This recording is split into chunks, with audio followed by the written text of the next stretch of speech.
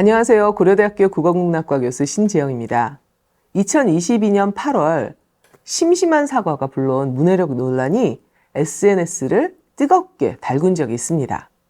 웹툰 작가의 사인회를 준비하던 서울의 한 카페가 행사 예약 시스템 오류를 사과하면서 트위터에 올린 심심한 사과의 말씀이 발단이었죠. 사인회에 참석하고 싶었는데 시스템 오류가 생겨서 참석을 못하게 되자 사용자들은 잔뜩 화가 났고, 화가 난 사용자들은 카페 측에 공지문에 있는 심심한 사과의 말씀이라는 문구를 보고 더 화를 냅니다. 그리고 심심하긴 뭐가 심심해? 난 하나도 안 심심하다. 잘못해놓고 우리를 놀리나? 와 같은 댓글을 답니다. 그리고 그 댓글은 많은 공감을 받았습니다. 댓글을 단 사람이나 댓글에 공감을 표시한 사람이나 심심하다가 흔히 쓰이는 지루하고 재미없다라는 뜻 외에도 깊고 간절하다라는 의미가 있는 것을 몰랐던 것이죠. 이런 종류의 문해력 논란은 사실 우리 사회에서 자주 목격됩니다.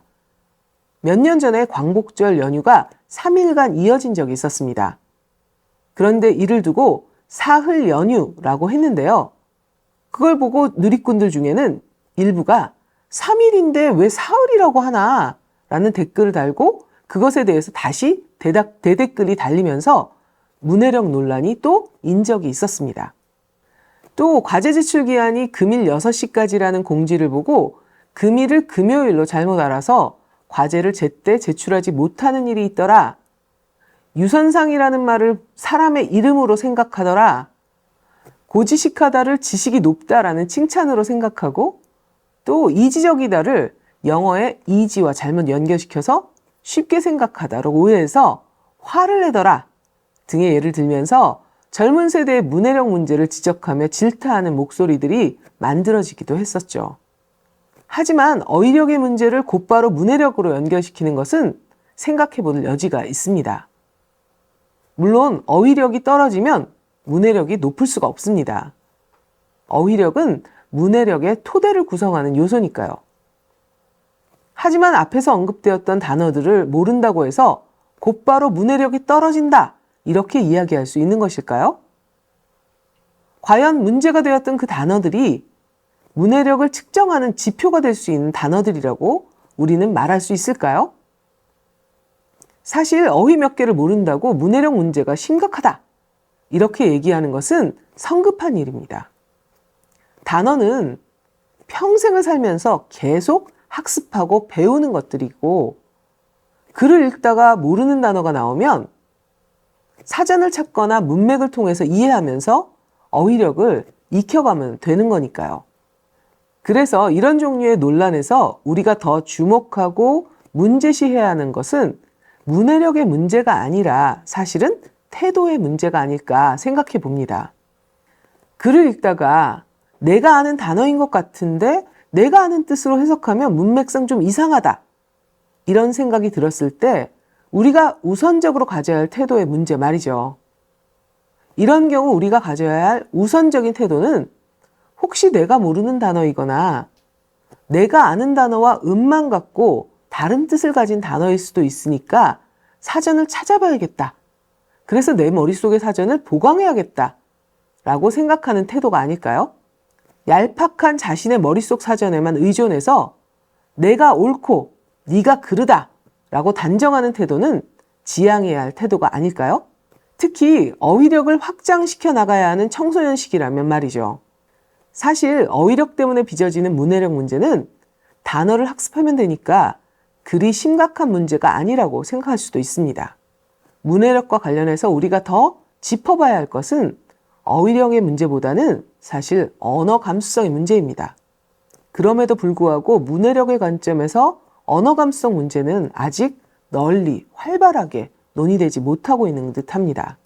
우리가 지금까지 별다른 생각 없이 사용하고 있는 단어들이 내가 생각하고 있는 바를 잘 담고 있는지를 민감하고 예리하고 예민하게 짚어보는 것이 문해력의 관점에서 다루어야 할 언어 감수성 문제입니다. 흔히 우리는 언어를 생각을 담는 도구라고 말합니다. 그런데 우리가 사용하는 그 도구가 우리가 원하는 생각이 아니라 우리도 모르게 우리가 원하지 않는 생각을 담고 있다면 어떨까요?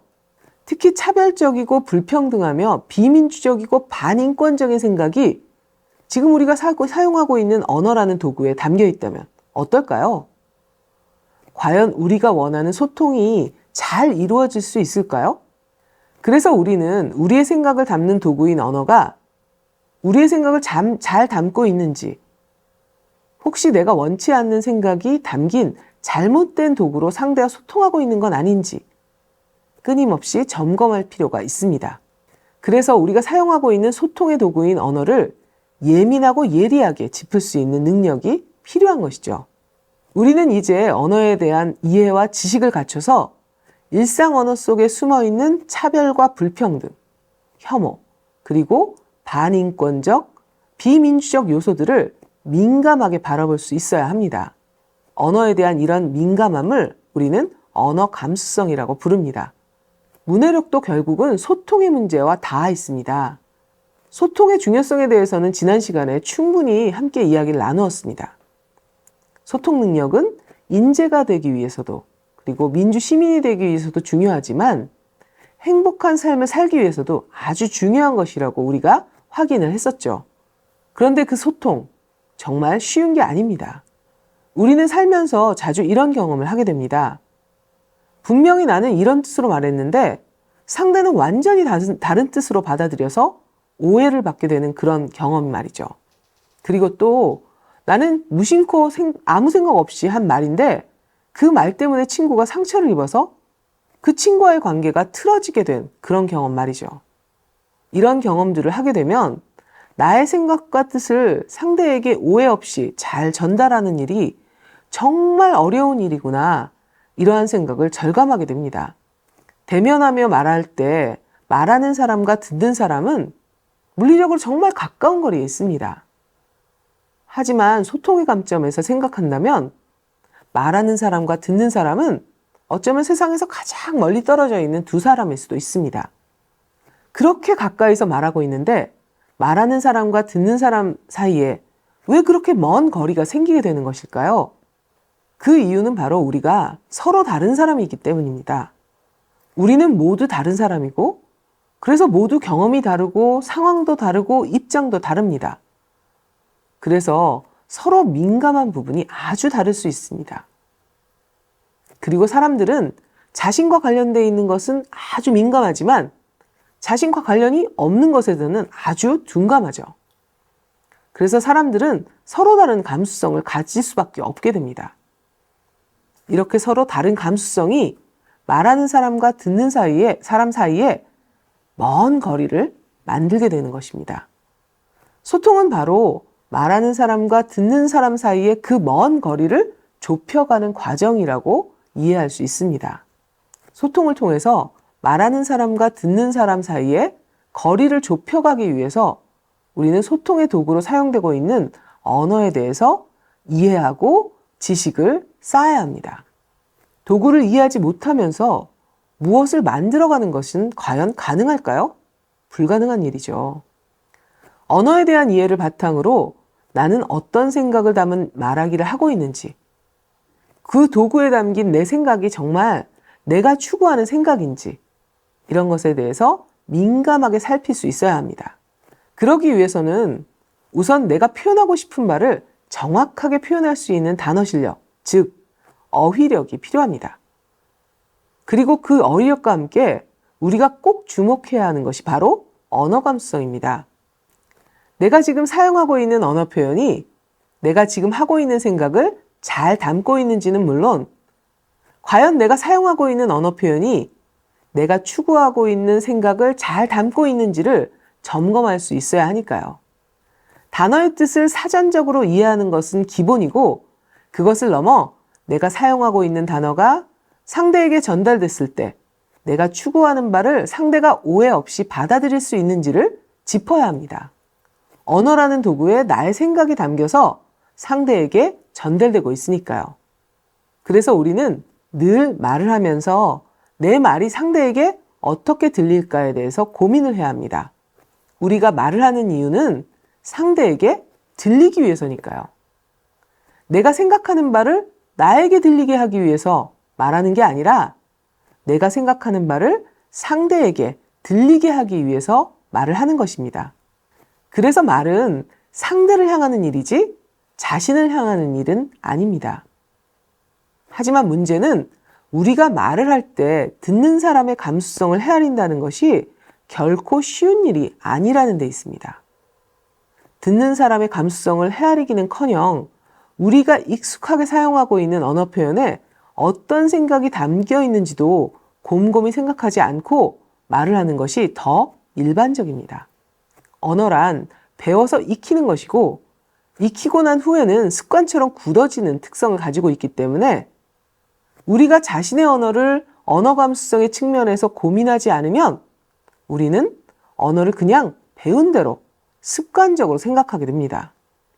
하지만 내 생각이 상대에게 오해 없이 잘 전달되기를 바란다면 내가 생각하는 바가 내 말에 잘 담겨 있는지, 내가 추구하는 바가 내 언어 표현을 통해서 잘 전달될 수 있는지를 생각하면서 내가 사용하고 있는 언어를 민감하게 바라보는 노력이 필요합니다. 그러다 보니 어떤 사람들은 말합니다. 피곤하게 어떻게 그렇게 사냐고요. 하지만 언어 감수성은 처음 높일 때는 어렵고 피곤할 수 있지만 일단 높아진 후에는 피곤하지도 않고 크게 불편하지도 않습니다. 좋은 습관을 새로 만드는 일은 조금 힘들고 피곤할 수 있습니다. 하지만 노력해서 습관이 되고 나면 자연스럽게 몸에 스며들게 됩니다. 그래서 그렇게 습관이 되고 나면 피곤하지도 불편하지도 않게 되죠. 나쁜 습관에서 벗어나서 좋은 습관을 갖기 위해서 드리는 노력, 충분히 가치 있는 노력이고 반드시 해야 하는 노력입니다. 이처럼 내 말이 어떻게 들릴까를 고민하면서 자신의 언어를 살피는 것이 바로 언어 감수성을 갖추어가는 과정입니다. 언어 감수성은 그래서 문해력의 토대가 됩니다. 여러분은 차별주의자, 불평등주의자, 반인권적인 사람, 비민주적인 사람, 그런 사람이 되고 싶으신가요? 아마 그런 사람은 없을 겁니다. 그런데 만약 자기도 모르는 사이에 그런 사람이 된다면 어떨까요? 아주 무서운 일이겠죠? 그런데 여러분이 언어 감수성을 갖추지 못한다면 그런 사람이 될 수도 있습니다. 예를 들어 볼게요. 겨울에 우리는 손을 따뜻하게 하기 위해서 장갑을 낍니다. 장갑 중에는 손가락마다 공간을 둔 장갑도 있지만 엄지손가락만 공간을 따로 둔 그런 장갑도 있습니다. 그 장갑을 우리는 흔히 벙어리 장갑이라고 부릅니다. 그런데 벙어리란 언어장애를 가진 사람들을 낮잡아 이르는 말이죠. 그래서 최근에는 이 말 대신에 엄지장갑이라는 말을 쓰고 있습니다. 어쩌면 여러분은 아무 생각 없이 벙어리 장갑이라고 했을 수 있습니다. 하지만 여러분이 언어 감수성을 발휘하지 못해서 장애인 차별이 숨어있는 단어를 그냥 사용하게 된다면 여러분은 장애인 차별에 대해 별로 생각하지 않는 사람이 되어버립니다. 이런 표현이 존재했던 이유는 이 말이 만들어졌을 때 장애인의 인권 문제에 대해서 우리 사회가 수준이 낮았기 때문입니다. 장애인 인권 문제에 대해서 우리 사회의 수준이 높아졌지만 장애인 차별이 숨어있는 단어가 여전히 사용되고 있었던 것입니다. 이전 시대의 낡은 생각이 담긴 낡은 표현을 감수성을 발휘하지 않고 그냥 사용하고 있었던 것입니다. 여러분이 장애인 차별을 옳지 않다고 생각한다면 언어 감수성을 발휘해서 장애인 차별이 담긴 표현들을 고쳐가는 그런 노력이 필요합니다. 윗사람, 아랫사람은 어떤가요? 사람은 모두 평등한 존재라고 우리는 배웠습니다. 그리고 우리 사회는 모든 사람이 평등한 존재라는 생각을 추구하는 사회입니다. 여러분은 어떻게 생각하시나요? 사람 위에 사람 있고 사람 아래 사람이 있다. 이렇게 생각하시나요? 그런데 사람의 위아래가 있는 것처럼 윗사람, 아랫사람이라는 말을 사용하는 것은 우리가 생각하는 말을 담을 수가 없습니다. 윗사람, 아랫사람이라는 말은 사람은 모두 평등하다는 생각이 없을 때 만들어진 표현입니다. 세상은 바뀌었지만 말은 바뀌지 않고 불평등의 세계관을 계속 담고 있는 것입니다. 외국인이라는 말은 어떤가요? 외국인이란 대한민국 국적을 가지지 않은 사람을 일컫는 말입니다. 그런데 사실 그 사람의 국적을 확인하지 않고는 섣불리 누가 외국인인지 외국인이 아닌지를 말하기 어렵습니다. 그런데 어떤가요? 외모가 국적을 확인시켜주는 것이 아님에도 불구하고 그냥 외모가 일반적인 대한민국 국적을 가진 사람들과 다르면 우리는 쉽게 외국인이라고 말해버리는 경향이 있습니다. 만약 여러분이 대한민국 국적자인데 외모가 일반적인 대한민국 국적자들하고 다르다고 가정해 봅시다. 만약 사람들이 여러분의 국적을 확인하지도 않고 외모를 보고 외국인이라고 단정하고 여러분을 대한다면 여러분은 어떨까요? 대한민국은 점점 다양한 사람들이 함께 살아가는 곳이 되어가고 있습니다. 그런데 아직 우리가 사용하고 있는 말은 그런 변화를 담지 못하고 있는 것입니다. 우리의 생각을 담은 도구인 언어가 우리의 생각을 제대로 담지 못하고 있는 것이죠. 언어가 우리의 생각을 담지 못하고 있다면 우리는 생각을 바꿔야 할까요? 언어를 바꿔야 할까요? 언어 감수성을 통해서 낡은 생각이 담긴 언어를 새로운 생각이 담길 수 있는 언어로 바꾸어가는 노력이 필요합니다. 감사합니다.